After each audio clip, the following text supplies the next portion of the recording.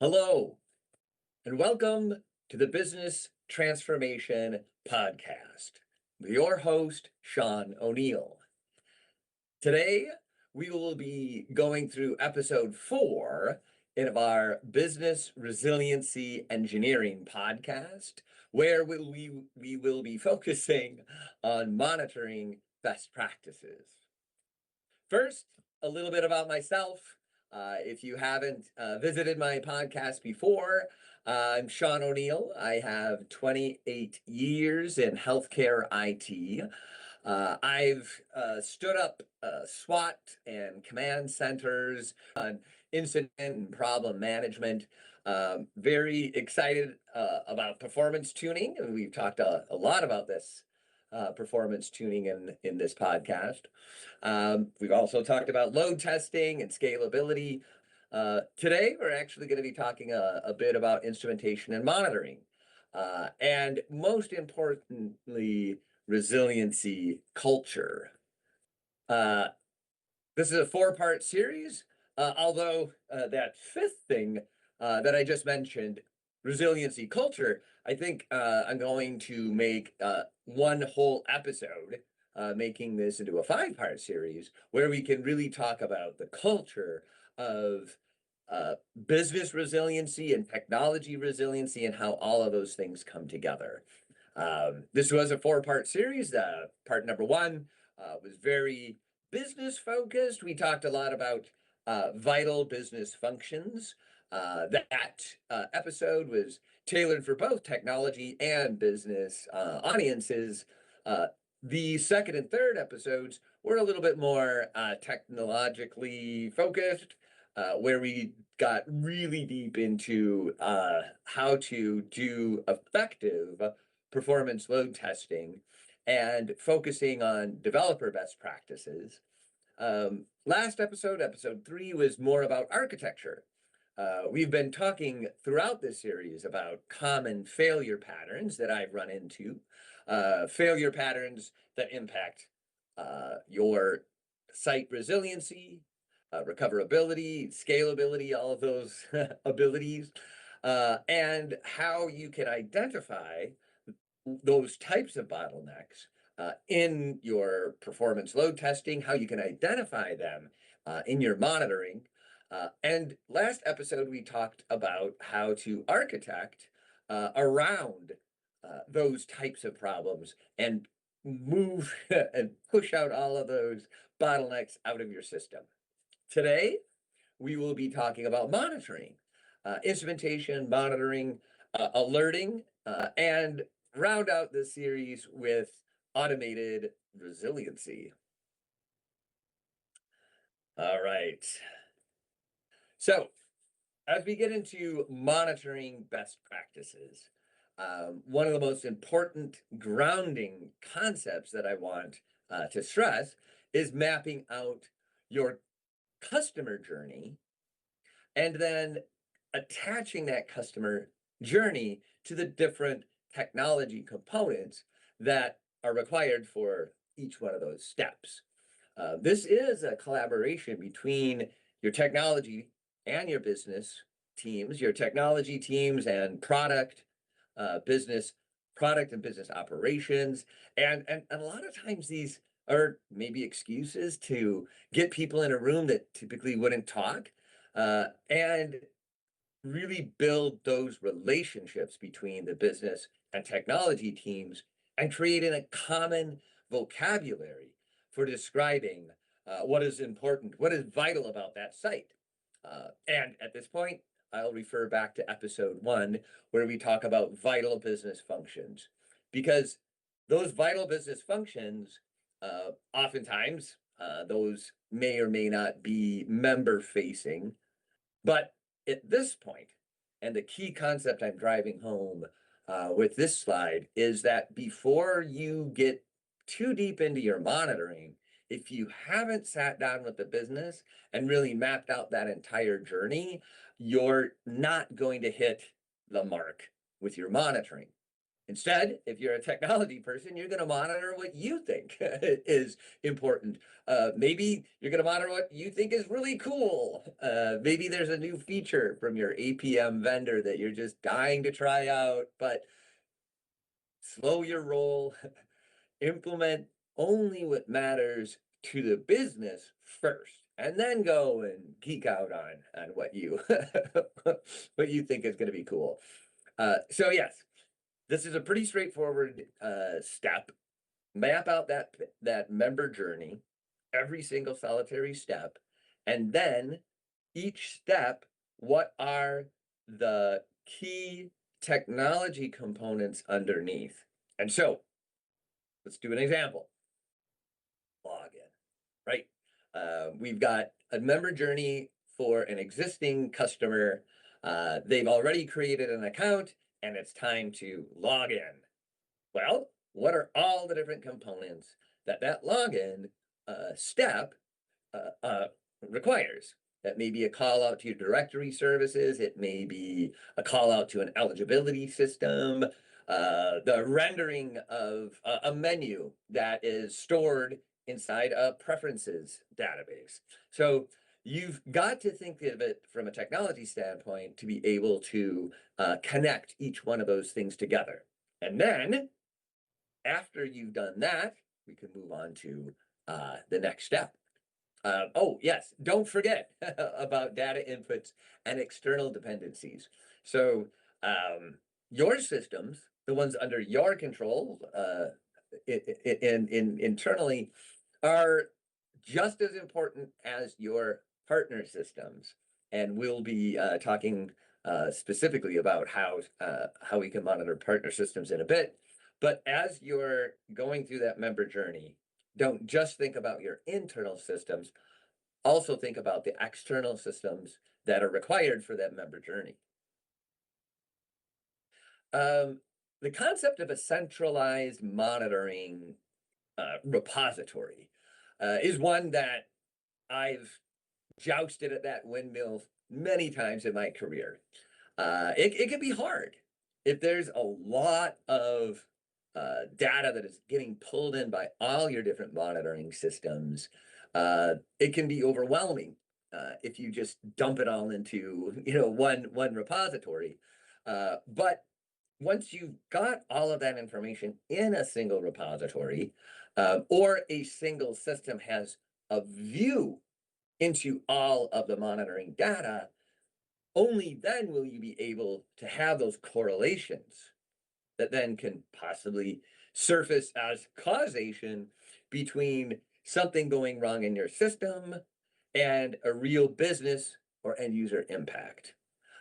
So some of the essential metrics to track within your centralized monitoring system is going to be, availability, error rates that are happening, and not only I keep bringing up error rates a couple times in this podcast because the rate at which errors are coming in is a key indicator of system health, and a spike in errors or a slow burn, possibly after application release.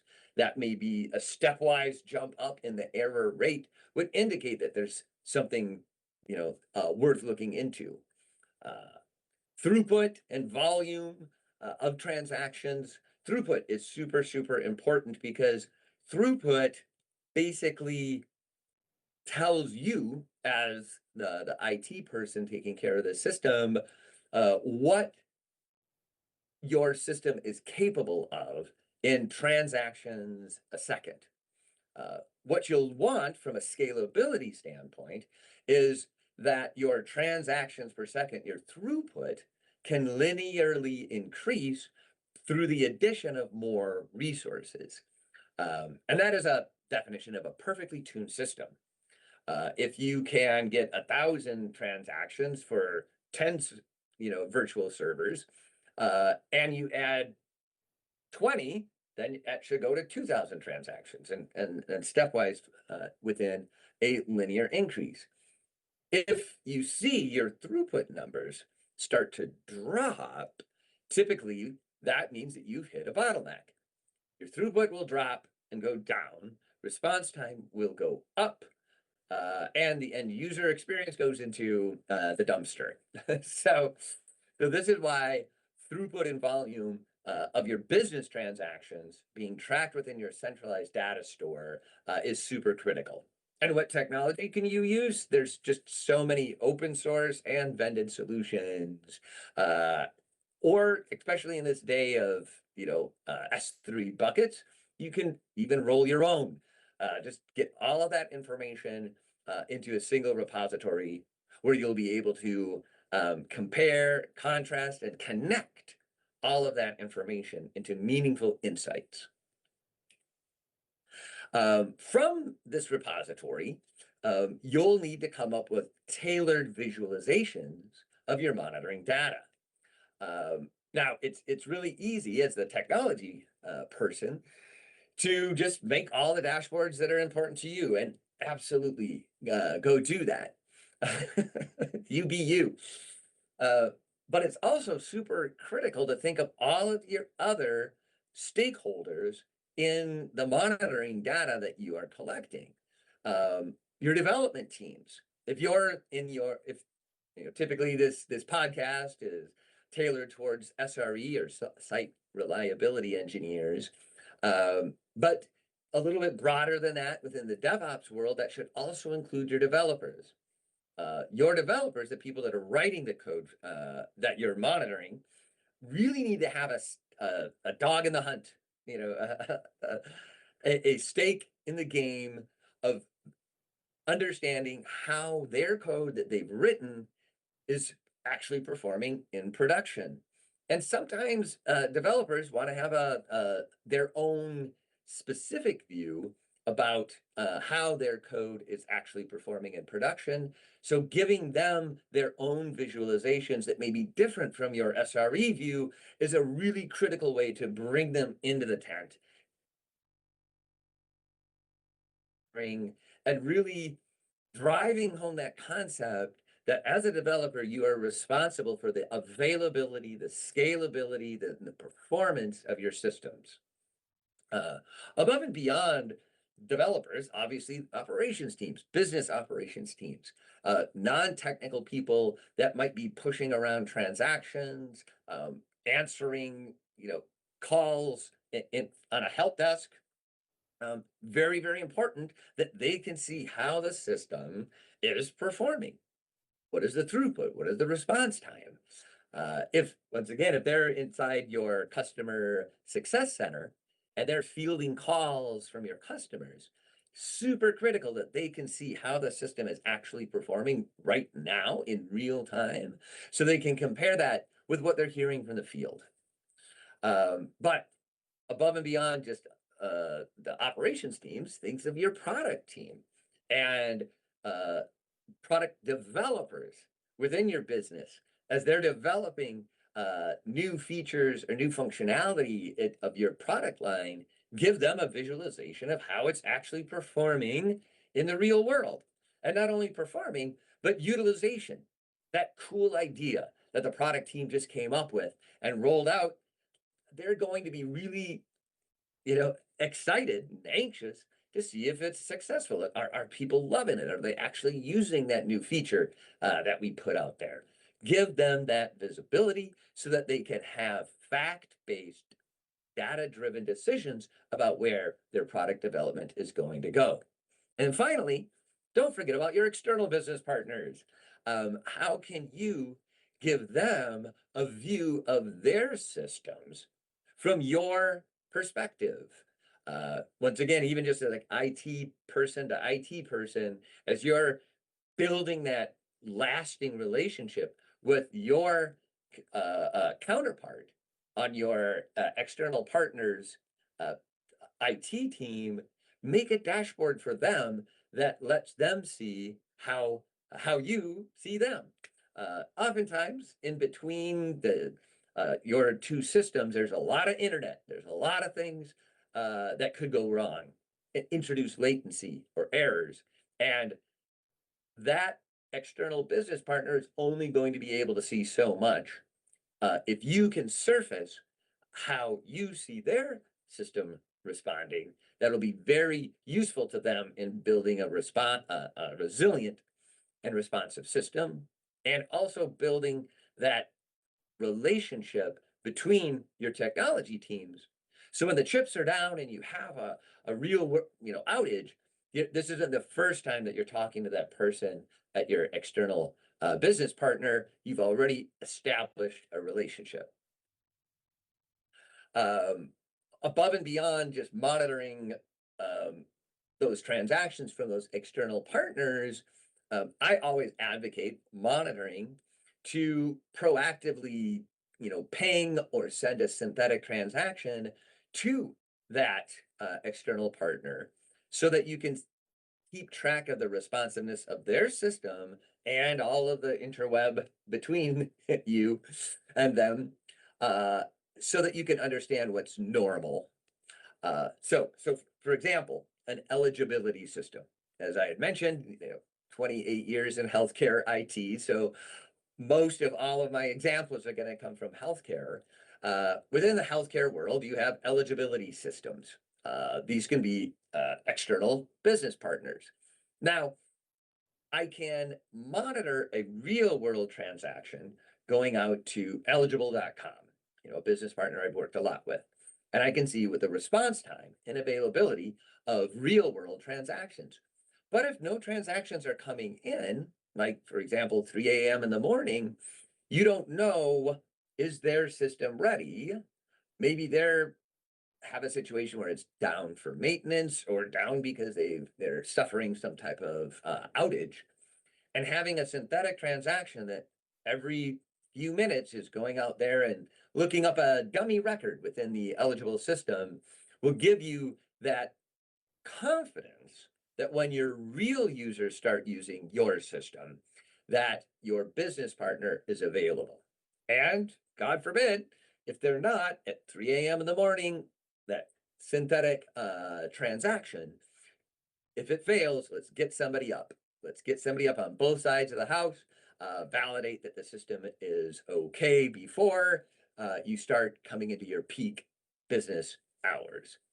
Um, Really important to think also about your data quality of your partner system. So as you're monitoring inputs specifically, I've had a lot of situations in healthcare where like device vendors are sending device data over to us. And not only is it important to monitor those transactions from a throughput standpoint and a volume standpoint, but also quality. So if they start sending you bad data, or they've accidentally or inadvertently changed the format of the data that is coming over to you your systems, oftentimes those changes will make your systems choke. And so validating that those inputs, storing that information is super critical to understanding what is the quality of the data that is coming in. And always save your data for further analysis, especially in the evening.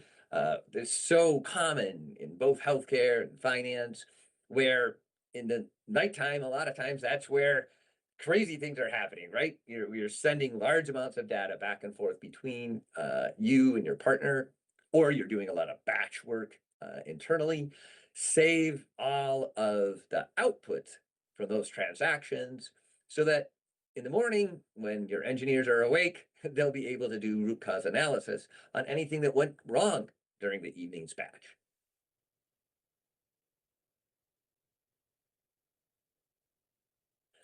So, getting even deeper into logging. Um, so consolidated logging stores. There were a couple, really big vendors that came up about 10, almost 12 years ago, that really revolutionized our ability to have correlation across our systems by giving us a single logging repository. So both within the vended world and the open source world, very easy these days to put all of your information into a consolidated logging store. Now, um, detail. How much detail is the right amount? Of course, the answer, like any good lawyer would say, is it depends. And it depends. How do you figure out what is important? Well, let's bring everyone together. From the developer standpoint, the developer is going to want to write information into that log message that means something to them. Business operations may want something different, that they also want information logged about that business transaction. Um, Getting everyone together is, the rule of the game, or the main objective. Oftentimes, that togetherness, that communication, that collaboration between your business teams and your development teams and your technology teams is worth gold. And here's another great excuse to get everyone together. What is the important information that we want to track? And it really forces the developer to think about the inputs, what is coming in, what am I going to log, what is going out, what am I going to log?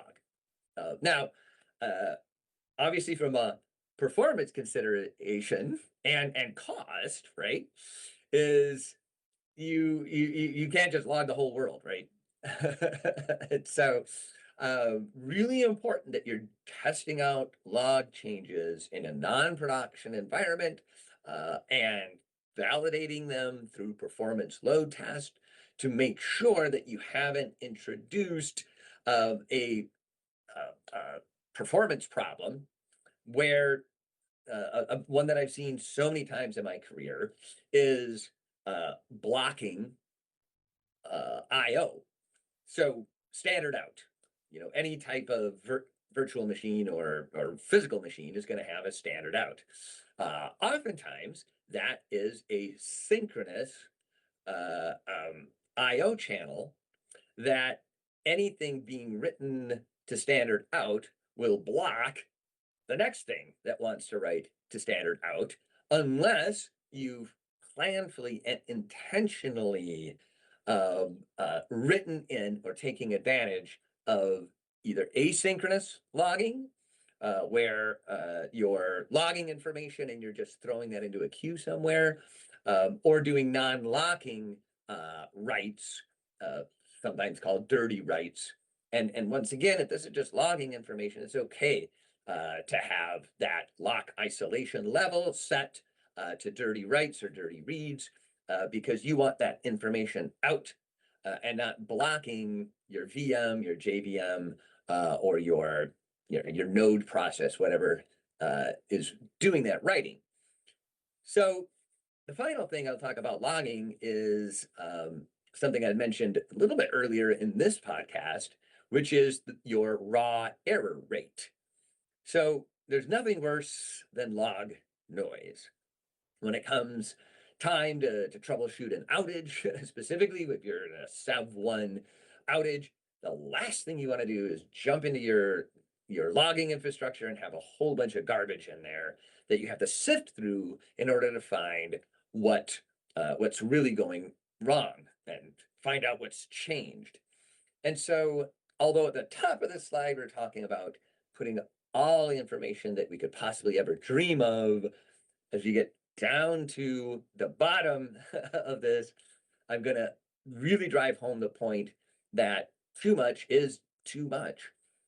And so tracking the raw error rate, basically the log events, per second or per minute or per hour, and then tracking that over time is a really good way to spot situations where either accidentally or inadvertently you've added way too much logging and created a situation where the noise is going to be making it very difficult to find the signal of a problem, especially, once again, when the chips are down and you're in a Sev1 outage. So business event monitoring. So this is a concept that a lot of times the technology team doesn't really think about. We're in the technology side thinking about Is my server up? What is the response time of these transactions? But a business event is going to be really critical to your business operations teams. And so when you're thinking about business events, sit down with your business operations teams, with your business, like your sales and marketing team, even your customer success center, your call center. Each of them are going to have different views of what really means something to them, and add additional event tracking into your system. Once again, from either a vendor or the open source world, there's plenty of choices of how to do this. If you want some ideas, get a hold of me and I'll help you out with some specific things that have worked for me in the past. But most importantly is to do it. And here's that second bullet here, provide what choices were presented, right? As you're logging your business events, you're basically logging different decisions. If this is a customer facing, site, and those customers may be, out there in the wild, or they could be, another business that is interacting with your business. Keep track of what those different decision points were. Oftentimes, these are thought of as a funnel, and it's really critical to not only monitor what that person chose, but what were the possible choices for them to choose from. And that really gives you insight into the member decision-making process. And that is just absolute gold to your business team to be able to understand how they can tailor maybe the UI, UX. Maybe they can change the way that it looks, the way that they interact with your system to drive better business outcomes. For customer journey monitoring, it's really important to create a couple different dashboards of your customer journey, because you are going to have different constituencies on both the business and the technology teams. Um, the granularity, a lot of times, is where the rubber hits the road. Within your marketing teams, as I had mentioned in the previous slide, they may be very interested in that marketing or conversion funnel, and capturing really detailed information about all the possible choices that individual had are going to be very, very interesting to them. Now, conversely, a developer may want to know minutia about the browser version, the operating system, or other technology aspects of that customer, and not really care about the different marketing funnel choices that were presented.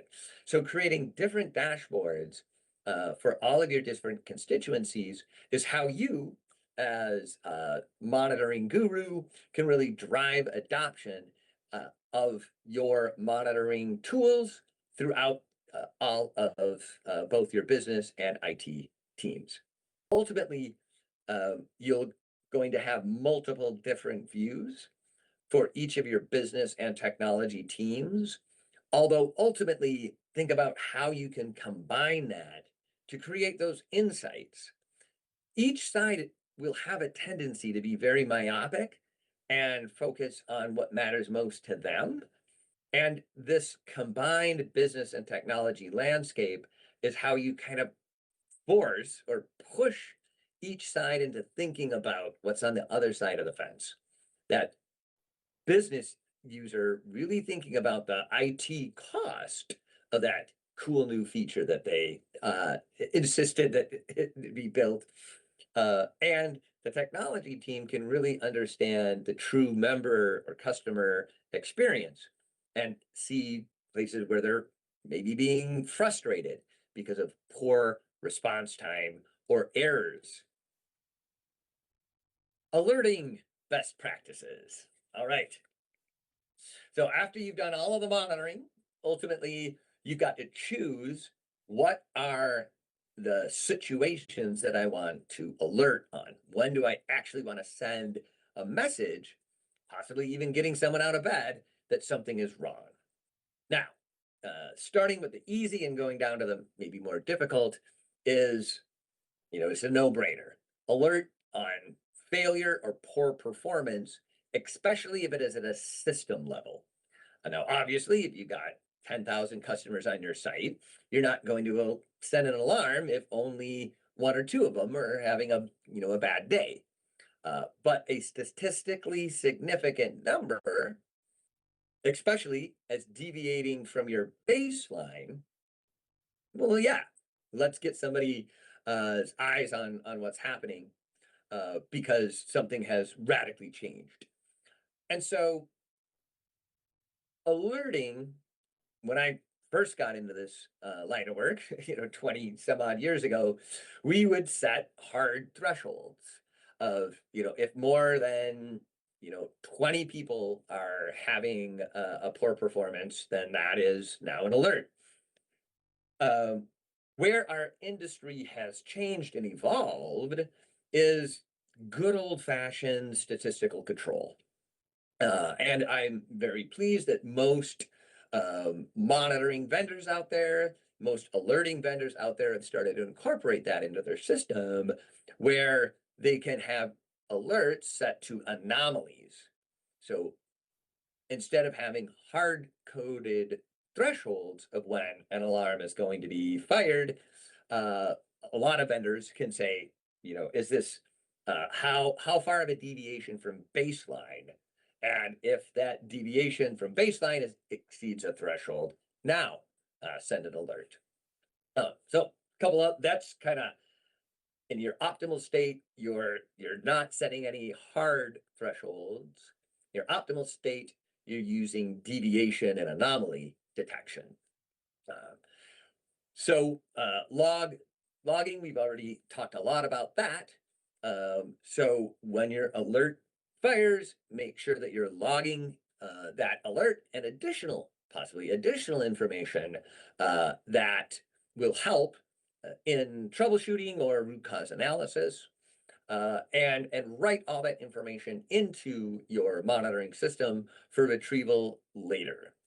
Uh, there's this last bullet here about if there is additional information that's stored in another system. If your alert fires and you're sending a message to your on-call, have it actionable, have it such that if there is information inside another system, that technician will be able to look it up.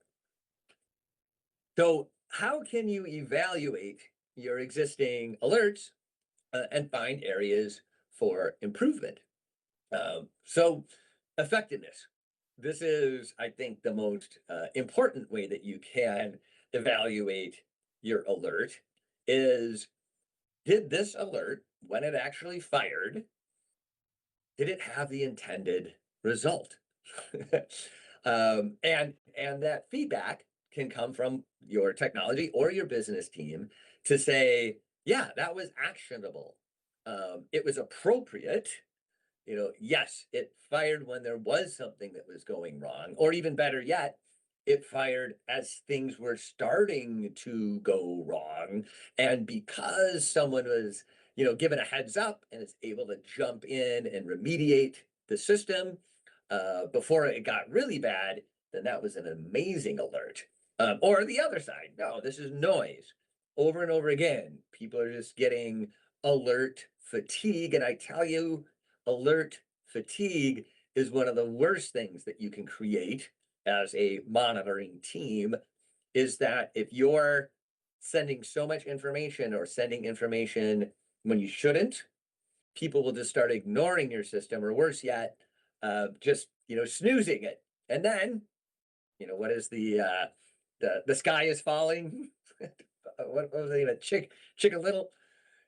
Chicken Little's always saying the sky is falling, when it really is falling, and people ignore you. So super duper important to review your alerts for their effectiveness, and create a backlog.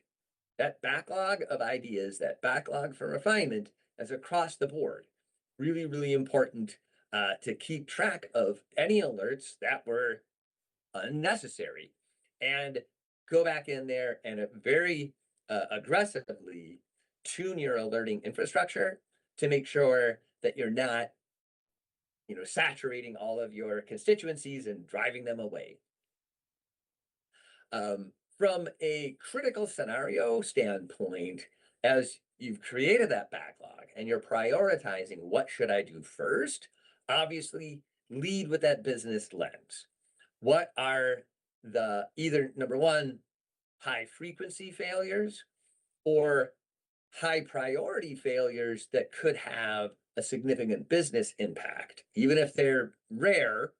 If these are like reputational or legal problems, obviously really focusing on those ones, focusing on problems that could have a significant business impact versus problems that are just high frequency, but maybe have a lower business impact, and start to stack those up against each other and prioritize what to do first and next. So a alert, all too often, being that they are written by technology people, are going to be full of really useful and insightful technology type insights. But also make sure that as you're creating this alert, put the business context in there. Uh, Especially these are going to be high severity alerts, a SEV 1 or a SEV 2. Those alerts need to go to your business stakeholders, your executives, your technology leaders, and having pertinent business information in there is going to, really make that alert actionable, not only from a technology standpoint, but from a business standpoint. So case in point, a system down, type alert. Just saying the system is down is going to be really critical, for the technology team. From the business standpoint, you may talk about how many people is this potentially impacting.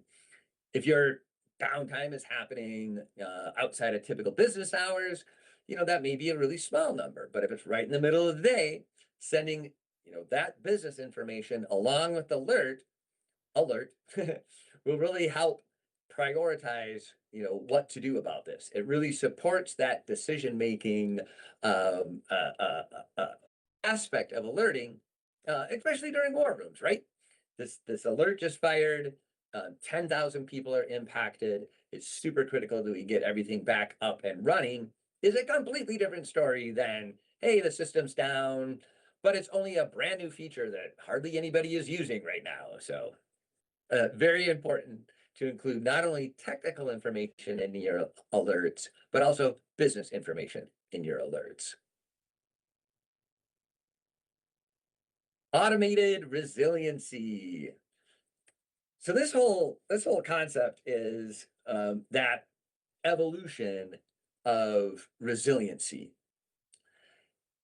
In the old days, or when I first started at this, the best that we could do would be identify when a problem is occurring and potentially send a page to get somebody out of bed to go fix it. As technology improves, there's more and more capabilities, though, of having an automated uh, uh, recovery whenever there is an issue that is detected by your monitoring. And this is, I don't want to call it the nirvana, right? In a perfect world, when your alerts fire, your system, if it's possible, can try to self-heal before it actually gets, the human out of bed.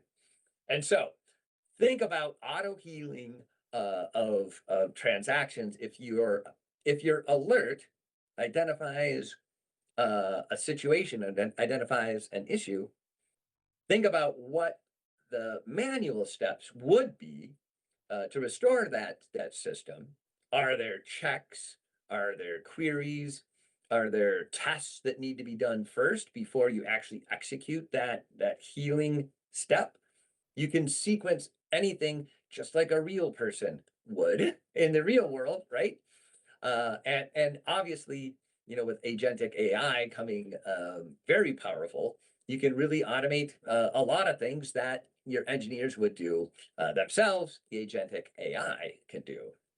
Um, and so, just a couple key concepts about this are data quality. So, a third bullet here, if you've got auto healing that's all set and ready to go, think about the data and not just the system availability. The system crashed, right? And it's easy to just, send a call to bring it back up. Well, think about it though. If it crashed, did it corrupt the data? Um, if you bring the system back up, are you now going to allow even more data corruption? And if so, it may make more sense to keep it down, until um, a human can get in there, fix that corrupted data, and then bring the system back up. Really critical, to your business to think it through. Is having the system up and available more important than having accurate data? Potentially. Once again, I spent my entire career in the heavily regulated environment of healthcare. But as we, talking about consumer, shopping websites and stuff like that, maybe that's not as important. But really important, though, that if you have automated healing, that you're thinking through, is bringing the system back up the right thing to do based on the type of crash, on the type of problem that we just experienced. And if you can build in logic to check for those situations before you automatically restore service, and just like you're looking both ways before you cross the street, if it's not safe, let's get a human in here and planfully and manually bring the system back up in a safe way. Build and organize your backlog, right? All the different ways that you can add auto healing. And start with the big part of the funnel. Look at all the alerts that you've ever had. Look at all of your high severity incidents, your problem tickets, your root cause analysis, and analyze all of that information, looking for all the potential ideas of where you could add auto healing. And then as you're ranking them, use that business lens. What are the types of failures that are really damaging to the business? Potentially from a reputational standpoint, from a contractual standpoint, what are the ways that uh, that you can help drive your business outcomes by focusing your auto healing around the things that matter the most to your business operations, and start pounding through that backlog relentlessly. Now, here's a concept that we talked a little bit about in a couple slides ago, which is, data corruption. In the world of availability, like, is the system up? Is it available? We all too often will over-index on, is the system up? However, if your data is corrupt, it doesn't matter if your system is up. you're going to have a poor customer experience and potentially expose your business to breaches in contract, or even worse yet, legal problems. And so think about your monitoring and alerting when you detected a problem and it looks like the data is getting corrupted or has a potential to get corrupted. Halting that transactions, halting the system is going to be the right thing to do. And it's somewhat counterintuitive. I think as people pleasers, engineers want the system to always be available.